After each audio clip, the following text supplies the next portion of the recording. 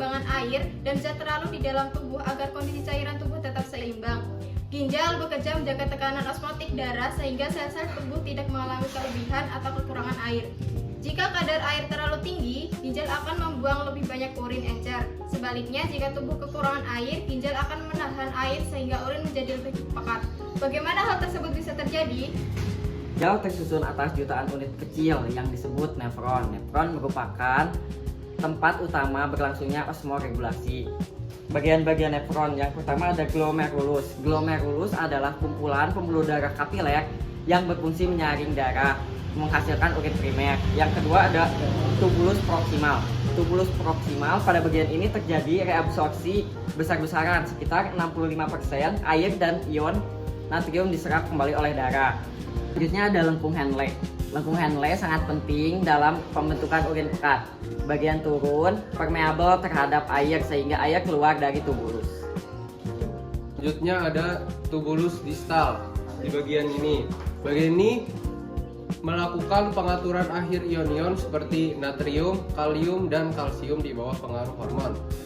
Lalu ada tubulus collectivus atau ductus collectivus, yaitu menentukan banyak sedikitnya air yang direabsorpsi tergantung hormon ADH. Semakin tinggi ADH, semakin banyak air yang diserap kembali sehingga urin lebih pekat. Oke, lanjut ke mekanisme osmoregulasi pada ginjal. Yang pertama ada filtrasi, yaitu darah masuk ke glomerulus melalui arteri eferen. Tekanan darah menyebabkan air dan zat kecil tersaring ke kapsula Bowman. Ini ya, kapsula Bowman.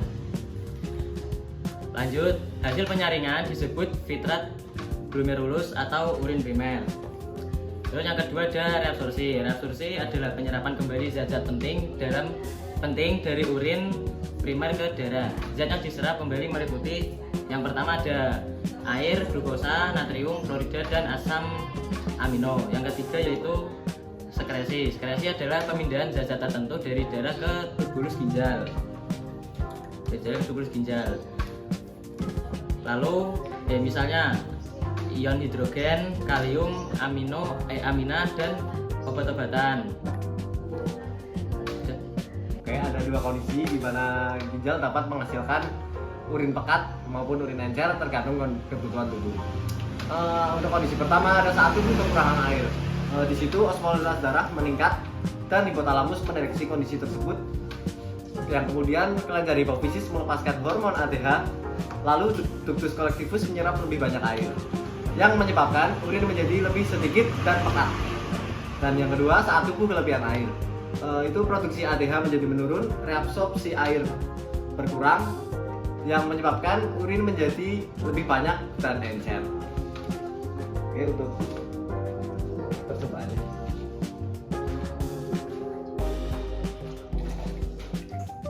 Ya, seperti itu. Cepat tadi ini. Hal yang mempengaruhi osmoregulasi dalam ginjal. Yang pertama ada hormon ADH atau antidiuretik hormon. Hormon ADH diproduksi oleh hipotalamus dan disimpan di hipofisis posterior. Fungsi utama hormon ADH adalah yang pertama meningkatkan penyerapan kembali air di ginjal. Jika hormon ADH meningkat, yang pertama air lebih banyak diserap, yang kedua volume urin menurun, dan yang ketiga urin menjadi lebih pekat. Jika ADH menurun, yang pertama air lebih sedikit diserap, yang kedua volume urin meningkat, dan yang ketiga urin menjadi lebih encer. Hal yang mempengaruhi osmoregulasi dalam ginjal yang kedua yaitu ada aldosteron. Aldosteron diproduksi oleh kelenjar adrenal. Fungsi utamanya yang pertama meningkatkan reabsorpsi natrium dan yang kedua meningkatkan ekskresi kalium.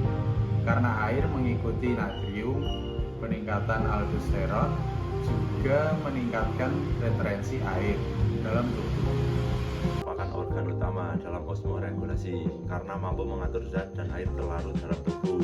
Osmoregulasi meliputi filtrasi, reabsorpsi, dan sekresi. Proses osmoregulasi dapat dipengaruhi juga oleh hormon seperti ADH dan aldosteron serta cairan, suhu, dan aktivitas dan juga kesehatan tubuh untuk menjaga lingkungan internal tubuh.